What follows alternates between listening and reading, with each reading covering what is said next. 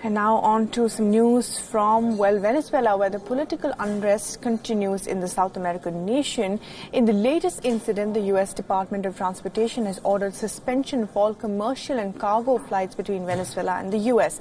The step has been taken after reports of unrest and violence around airports in Venezuela emerged. The Department of Homeland Security has written a letter to the Transportation Department requesting to halt the flight operations.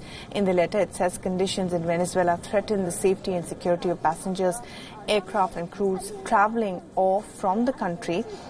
And in April this year, the U.S. Federal Aviation Administration had prohibited U.S. air operators from flying below 26,000 feet in Venezuela's airspace. This is not the first time that such a step has been taken.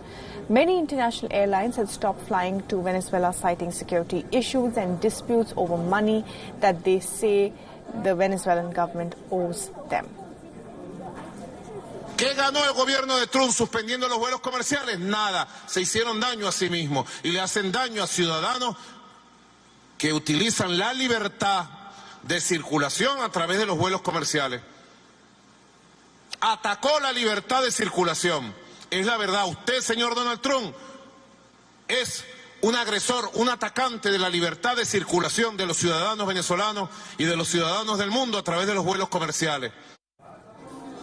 And there's much more to the shared conflict between the U.S. and Venezuela. President Nicolas Maduro has accused the U.S. government of violating international law and trying to evict its activists who have been holed up in Venezuela's embassy in Washington. Now, Venezuelan activists who consider Maduro as their legitimate president have been protesting inside the embassy in Washington. They also resorted to chanting slogans from inside the embassy premises. The activists ignored a trespassing warning and remained holed up in the building.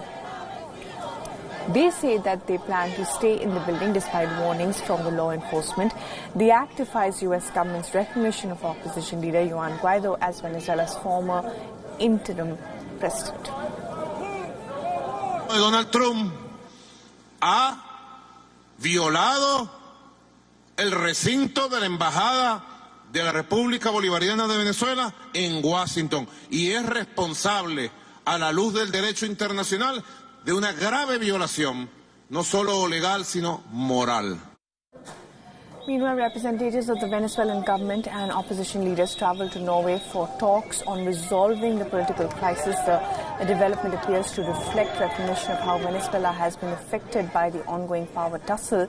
The political crisis has left Venezuela paralyzed after years of hyperinflation and shortage of food and medicines.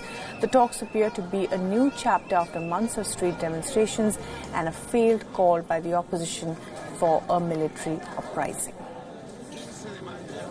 And remember, there is, of course, the ongoing tussle between Nicolas Maduro and Juan Guaido, and all of this, of course, is continuing now for weeks.